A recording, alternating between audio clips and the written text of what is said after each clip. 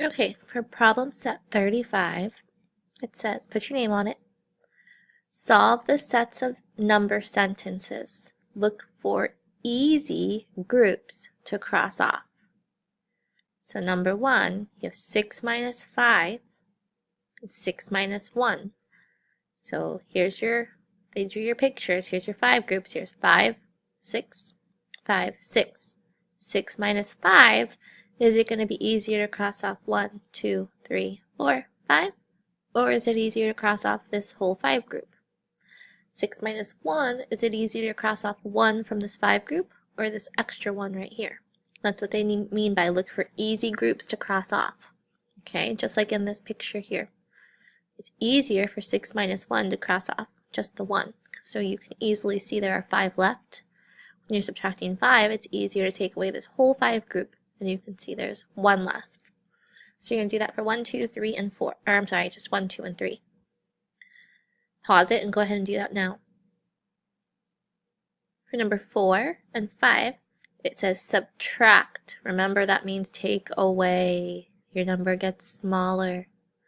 Make a math drawing for each problem like the ones above.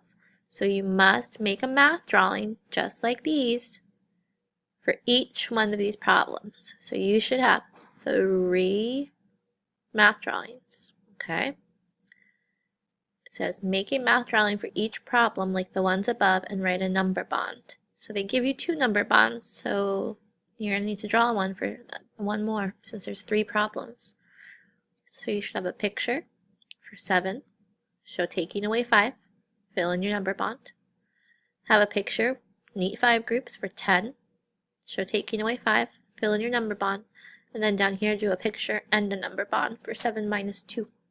Pause and go ahead and do that. Number 6, solve, visualize your 5 groups. So just picture them in your head. Since you did all that good drawing up before, then it should be easy to picture them in your head. So solve A, B, C, D, E, and F. Complete the number bond and the sentence for each problem. So 4 minus 2, remember subtraction is whole minus part equals part. So 4 minus 2 is going to give you that other part. So fill in the number sentence and the bond. There's the room if you need to draw a picture. So you're going to do that for 7, 8, 9, 10, 11, and 12. Number 13, complete the number sentences below. Circle the strategy that can help. So is it going to be easier to draw your nice neat 5 groups or to use your double strategy? There's at least 2 where the double strategy would work better or it'd be easier to think about doubles. So try and find those 2 where doubles would work easier. Okay? Go ahead and make sure you check your answers. If you make any mistakes or get confused, make sure you sign up for a small group mini lesson for the problem set.